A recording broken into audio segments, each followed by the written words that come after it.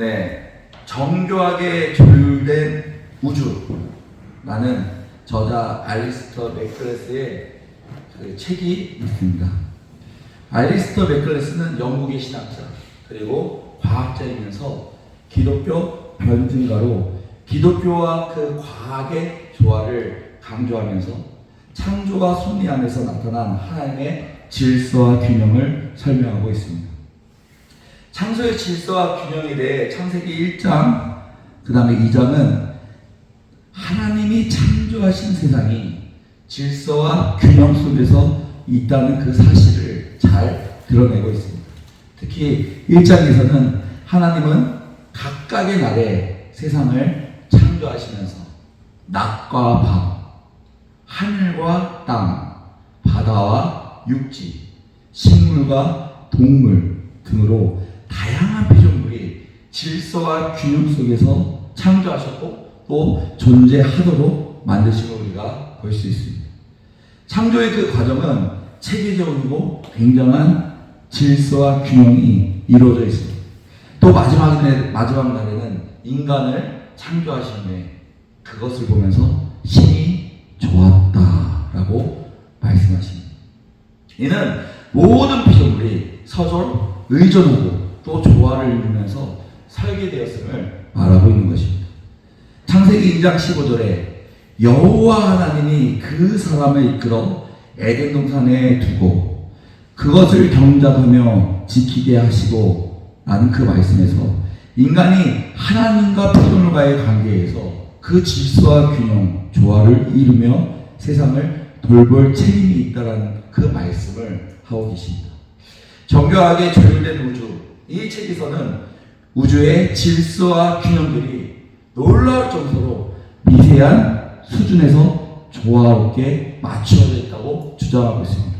특히 다양한 자연 상수, 또 수학 공식과 물질 법칙, 특정한 값을 가질 때마다 그 생체에만 존재할 수 있는 그 환경이 이루어지는 그 미세 조정이 이루어진다고 얘기하고 있습니다. 저는 가끔 피아노를 조율합니다. 여러분도 이제 피아노를 보신 것 같이 피아노는 굉장히 좀 이렇게 쉬워 보이는 악기처럼 보이지만 88개의 건반과 그 다음에 250개의 줄로 아주 미세하고 정밀하게 되어 있습니다. 한 음의 통상 3개의 현이 연결되어 있어서 한 개의 그 음을 맞추기 위해서는 3개의 줄이 정확하게 같은 음을 내야지만 불협화음이 나오지 않습니다. 아무리 좋은, 아무리 비싼 피아노여도 그 미세 조정에서 약간의 차이가 난다면 그 피아노는 완벽한 피아노가 될 수 없죠. 이처럼 아무리 잘 만들어진 우주여도 미세 조정이 되어 있지 않으면 완벽한 우주가 될 수 없는 것입니다. 그럼 우주의 그 미세 조정은 어떤 것이 있을까요? 몇 가지만 알아본다면 첫째, 우주의 팽창 속도입니다. 최근에 그 빅뱅 이론 이후부터 빅뱅 이후에 그 우주는 특정한 속도로 팽창해 왔습니다. 이 팽창 속도가 조금만 더 빠르거나 느렸어도 별과 은하가 형성될 수 없다는 것이 지금 연구 결과입니다. 만약 팽창 속도가 조금만 빨랐다면 물질이 흩어져 별이나 은하가 생길 수 없다는 것이죠.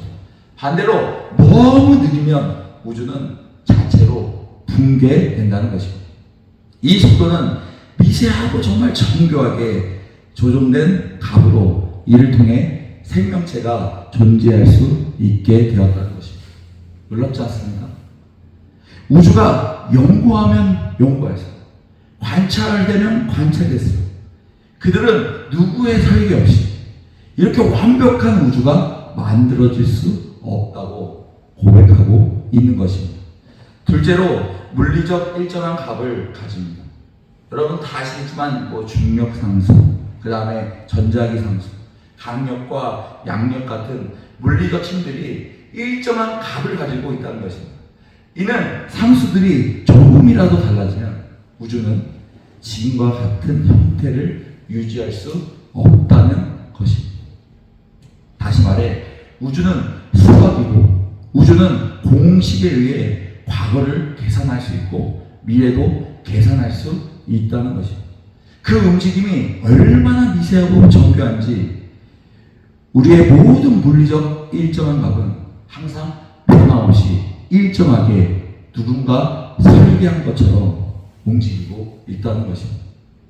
지구가 보호받기 위해 그리고 인간이 가장 좋은 환경에 살기 위해 변함없이 그 공식 안에 성립된다는 것이죠. 중력이 조금만 더 강하다면 별들은 훨씬 더 빨리 연소하여 우주, 지구는 짧은 수명을 갖게 됩니다. 반대로 더 약해지면 별이 형성되지 않고 인간이 살아갈 수 없는 필수적인 요소들이 생길 수 없는 그런 지구로 변하게 됩니다. 셋째로 지구와 태양계의 위치와 조건입니다. 지구가 태양에서 일정한 거리에서 공전하고 있습니다. 이 일정한 거리는 물이 액체 상태로 존재할 수 있는 생명체가 거주 가능한 영역에 위치하고 있다는 것입니다. 지구의 축이 기울어져 있는 것은 여러분들이 아시는 봄과 여름, 가을, 겨울 계절이 형성됩니다. 대기와 잔당이 있는 것은 우주 방사선으로부터 보호를 받을 수 있습니다. 바로 인간이 살 수 있도록 모든 것이 정교하게 질서와 균형을 이루고 있다는 것입니다. 놀랍지 않습니까? 과학을 알면 알수록 점점 더 그 신비에 빠져들게 됩니다. 그 신비는 바로 하나님이 창조하신 신비이죠. 우리가 살고 있는 지구를 포함한 전 지구가 지구를 중심으로 인간을 중심으로 정교하게 변하지 않는 그 질서 안에서 그 균형 안에서 이루어지고 있다는 것입니다. 과학자들이 연구하면 연구할수록 인정하고 싶지 않아도 하나님의 그 존재하심이 드러난다는 것이죠. 여러분들 하나님 믿으시죠? 그 크신 하나님의 은혜, 우주를 직접 운행하시는 그 하나님의 은혜, 우리가 살고 있는 지구를 위해 모든 것을 지금 운행하고 계시는 그 하나님께 우리는 감사와 찬양이 넘칠 수밖에 없습니다. 하나님은 우리 때문에 어제도 운행하셨고 오늘도 지금도 운행하고 계시고 내일도 운행하실 그 하나님을 우리가 믿기 때문입니다. 오늘 본문 제목은 항상 인간을 위해 질서와 균형을 지키시는 하나님이십니다. 인간의 돌아설 수 없는 그 제약으로 인해 깨진 질서와 균형이라는 제목으로 함께 나누기로 합니다. 2절에서 너는 모든 정결한 짐승은 암수 7씩 부정한 것은 암수 2씩을 내게로 취하며 공중의 새와 암수 7씩을 취하여 그 씨를 온전에 유정케 하라. 하나님은 노아 방주를 통해 동물들의 수조와 질서와 균형을 잡으셨습니다. 정결한 짐승은 암수 7씩, 부정한 짐승은 암수 2씩, 7대 2의 비율을 볼 수 있습니다. 이 비율에 대해 여러 가지 해석이 있습니다.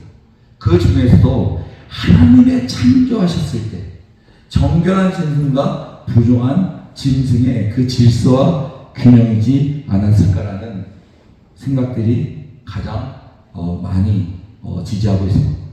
구원의 방주 안에 탄 동물의 비유는 하나님의 계획 가운데 꼭 필요하고 꼭 이루어져야 할 질서와 균형이었습니다.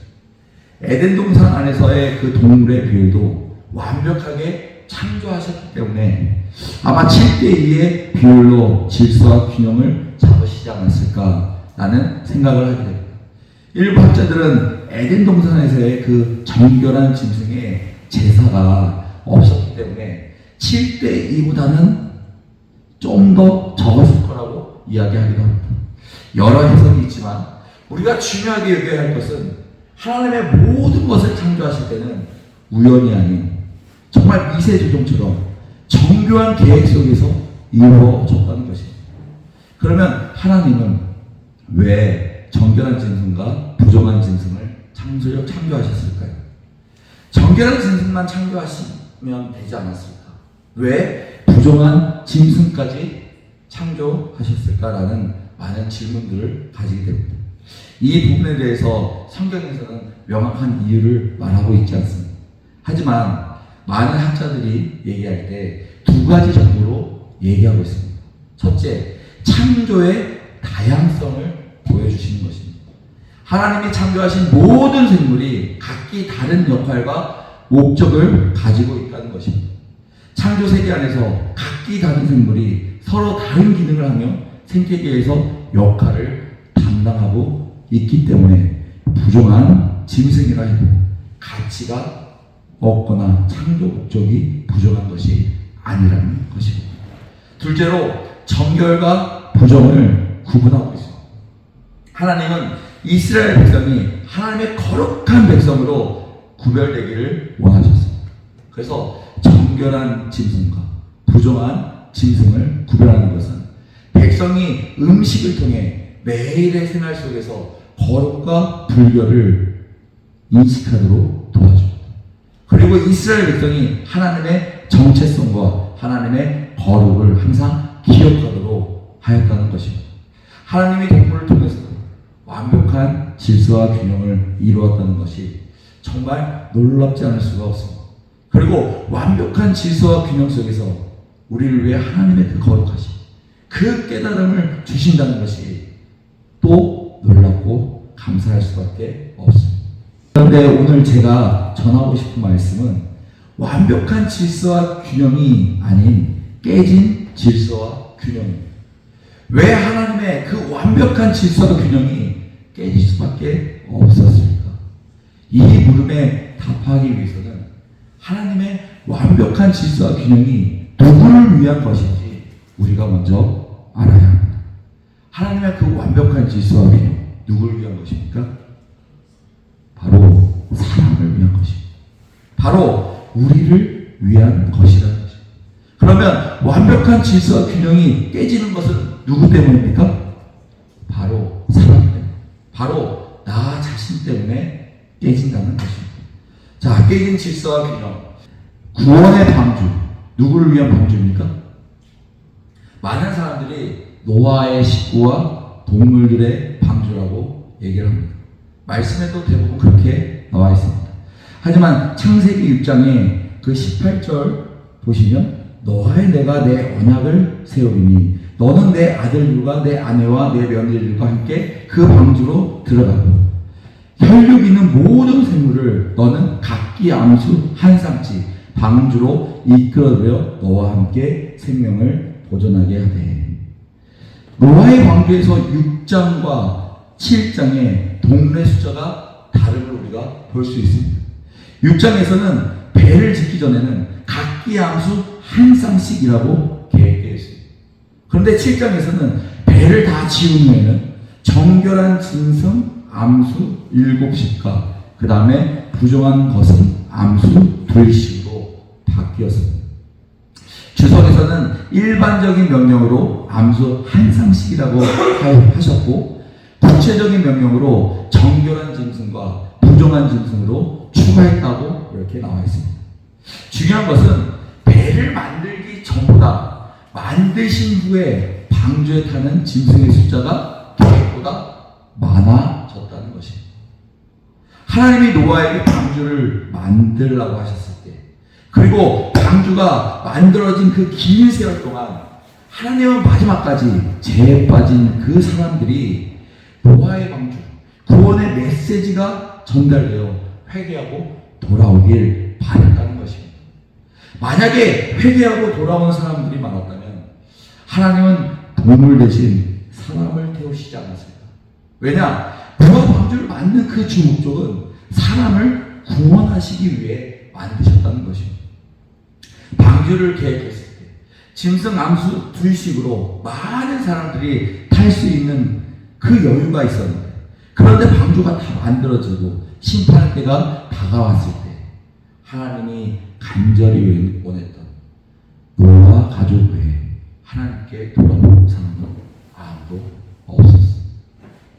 세상에 꺼져 나 자신을 위해 살고 있는 죄인들 중에 회개하고 돌아오는 사람은 한 명도 없었다는 것이죠. 구원의 질서와 균형이 깨진 것입니다. 인간을 구원해야 할 그 방주에, 인간을 구원해야 할, 인간이 타야 할 그 방주에 짐승이 더 많이 실린 방주가 되어버린 것입니다. 바로 인간의 죄악 때문에 깨어진 것이죠. 그때 하나님의 마음은 어땠을까? 얼마나 아프셨을까? 돌아온 사람들을 위해 만들어 놓은 그 빈자리를 보시고 얼마나 아파하셨을까? 사람을 위해 만들어 놓은 그 자리에 짐승을 태우셔야 했던 그 마음은 얼마나 아프셨을까? 그때 하나님의 마음은 우리가 헤아릴 수가 없을 정도로 아마 괴롭고 아프셨을 것입니다. 부모가 자식을 잃어버리고 열심히 찾았는데 결국 돌아온 것은 종이 한 장, 사망 증명서. 이보다 더 안타깝고 비극적인 결말이 어디 있겠어요? 아마 하나님의 마음을 아는 그 노아의 식구들도 열심히 만든 그 빈자리를 보면서 심히 아파하고 슬퍼했을 것입니다. 우리는 여기에서 사람에 대한 구원의 그 질서와 균형을 사람이 깨뜨렸다는 것을 알 수 있습니다. 얼마나 사람의 죄악이 큰지. 마지막 그 구원의 기회도 지나쳐 버린 것입니다. 그들에게 노아의 식구들이 방주를 만드는 그 모습, 과연 그들은 노아의 방주가 만들어진 그 모습이 어떻게 보였을까? 노아의 식구들은 그들에게 한 번이라도 마지막으로 돌아올 것을 바라고 기대하면서 오히려 그들은 노아 식구를 향해 미쳤다, 이런 것들을 하고 있지 않았을까라는 것입니다. 세상의 풍요로움과 즐거움에 사로잡혀 술 취하고 방탕하면서 노아 식구의 삶은 그들의 안주거리밖에 되지 않았다는 것이죠. 그들에게 그 즐거움을 주는 그 가운데에서 노아는 비웃음과 코미디의 대상밖에 되지 않았다는 것입니다. 창세기 6장 5절에 사람들의 죄악이 세상에 가득하였고 그 마음으로 생각하는 모든 것이 항상 악했다고 지금 말하고 있습니다. 도덕적 기준인 모든 것들이 붕괴된 것이죠. 폭력과 우상숭배, 타인에 대한 무자비한 행위들이 만연하게 일어났다는 것입니다. 우리도 주변에서 쉽게 볼 수 있는 모습이지 않습니까?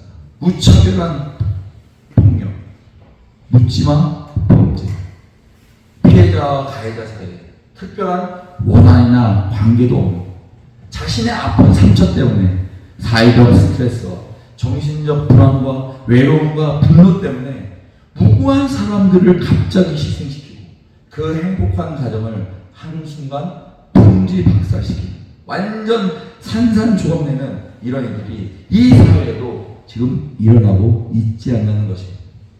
하나님이 만드신 모든 창조물에는 질서와 균형이 있습니다. 그런데 제약된 인간이 그 위대한 하나님의 질서와 균형을 깨뜨리고 있다는 것입니다. 우리는 도원성산침례교회라는 하나님의 방주가 되길 원합니다. 이곳에 많은 사람들이 와서 예수 그리스도의 기쁜 소식을 듣기를 원합니다. 그리고 가장 중요한 구원의 방주에 올라타는 그 구원의 역사가 있길 바랍니다. 그렇다면 우리도 노아의 식구처럼 열심히 방주를 만들어야 하지 않을까요? 우리가 방주를 만들기 위해 우리는 먼저 의롭게 되어야 합니다. 1절에 여호와께서 노아에게 이르시되 너와 내 온 집은 방주로 들어가라. 내가 이 세대에 내 앞으로 의로움을 내가 보았습니다. 하나님이 노아의 식구에게 방주를 만들라고 명령한 것은 그들이 의롭기 때문입니다. 여러분, 구원의 확신이 있으십니까? 하나님의 뜻에 순종하고 계십니까? 하나님의 그 친밀한 동행에 함께하고 계십니까? 하나님의 질서와 균형을 함께 이루는 우리 도원 식구가 되길 원합니다. 16절에 들어간 것들을 모든 것에 암수라 하나님이 그에게 명하신 대로 들어가매 여호와께서 그를 들여보내고 문을 닫으십니다. 성경에서 문을 열다와 문을 닫다, 어떤 표현이 더 많이 나올까요? 성경에서 구원의 기회 또는 하나님의 임재를 나타내면서 대부분 문을 열다라는 표현을 많이 쓰고 있습니다. 성경에서 전반적인 이야기는 하나님의 백성으로 돌아와라, 회개와 회복을 말씀하고 있는 것입니다. 그래서 하나님이 사람에 대한 질서와 균형에서 구원의 문이 열려있다를 계속적으로 말씀하고 있습니다. 그런데 창세기 7장 16절에 이 말씀에서는 구원의 문이 닫혔다. 바로 하나님이 사람에 대한 질서와 균형이 깨졌음을 말씀하고 있습니다. 문을 닫다는 하나님이 직접 방주의 문을 닫으신 거죠. 매우 중요한 부분이죠. 이는 노아와 그의 가족 그리고 방주 안에 있는 생물들과 그 구원과 보호하심이 보여주는 바로 장면입니다. 방주에 타지 않는 모든 사람과 모든 것들이 하나님이 책임지지 않겠다라는 것이 아니라 하나님의 심판과 구원의 분리를 지금 말씀하고 있습니다. 바로 하나님의 심판 선언은 지금까지는 기다렸지만 문을 닫음으로써 지금부터는 그 심판을 시작하겠다고 명확하게 말씀하고 있는 것입니다. 하나님의 심판은 정의로운 심판입니다. 이 심판은 의롭고 공정한 심판입니다. 문을 닫은 후에는 더 이상 회개와 회복은 이루어지지 않습니다. 그 기회조차도 없는 것이죠. 하나님은 악을 더 이상 용납하지 않습니다.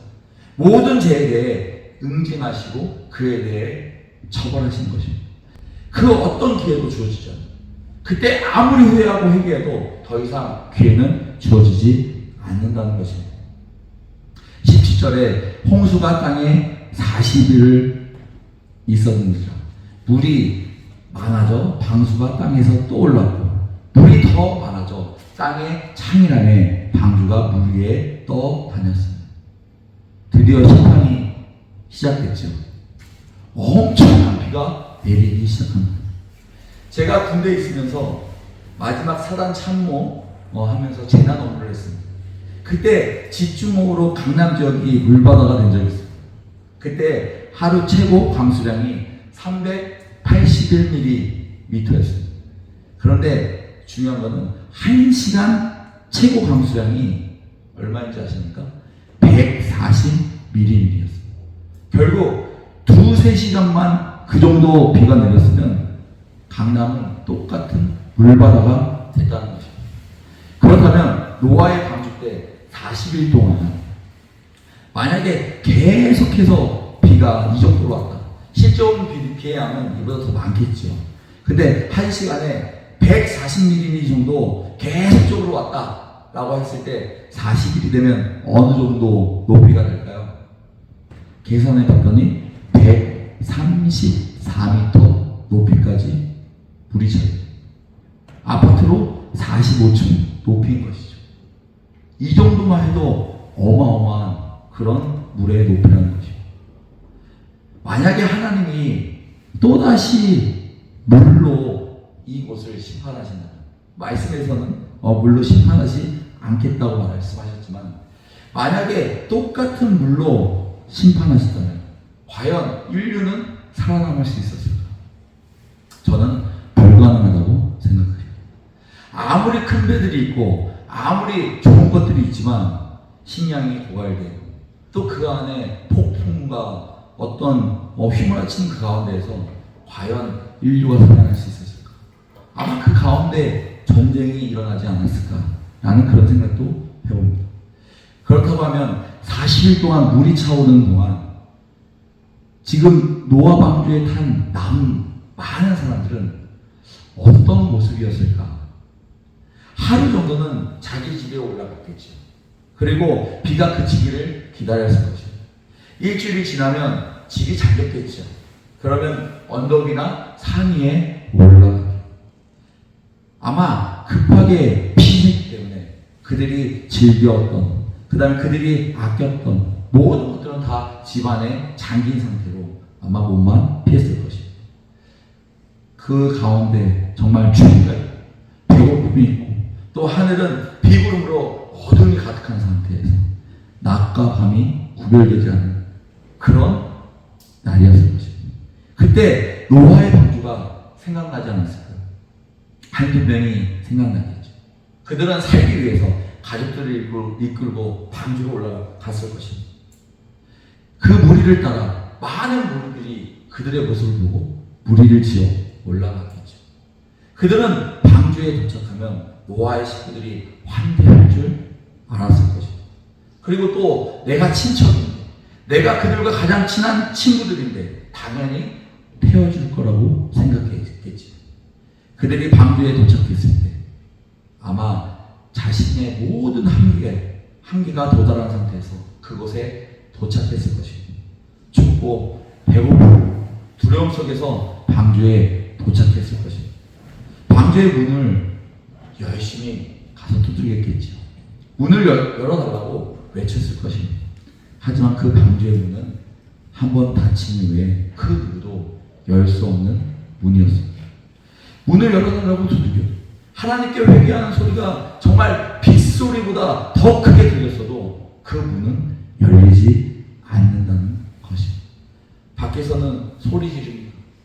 내가 사랑하는 사람들이 소리를 지릅니다. 밖에서 또 친척들이 소리를 지릅니다. 친구들이 소리를 지릅니다. 노아의 식구들은 문을 열어주고 싶었겠죠. 하지만 그 문은 오직 한 개입니다. 그 문을 열 수 있는 분은 오직 하나님이셨다는 것입니다. 방주 주위로 모여든 사람들이 점점 더 많아졌겠죠. 하지만 그 누구도 방주 안에 탈 수는 없었어요. 왜? 하나님이 허락하시지 않았기 때문입니다.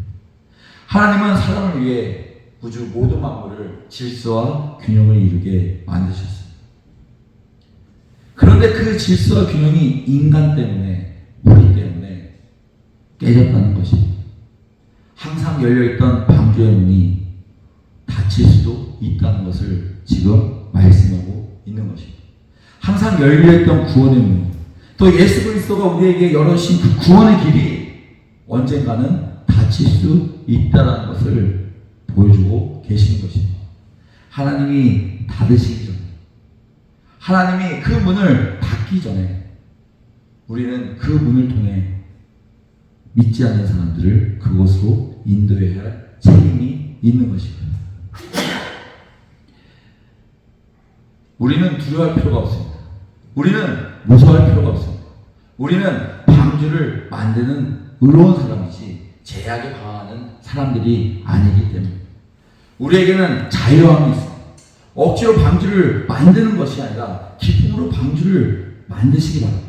그리고 그 방주를 만드는 이유가 제약에서 방향하는 그 사람들의 자리가 되길 원합니다. 우리가 그 자리 한 자리 한 자리 만들 때마다 우리의 자리는 더 크게 하나님께 쓰여지는, 그 제약된 사람들이 그 자리에 앉을 수 있는 그 자리가 되기를 바랍니다.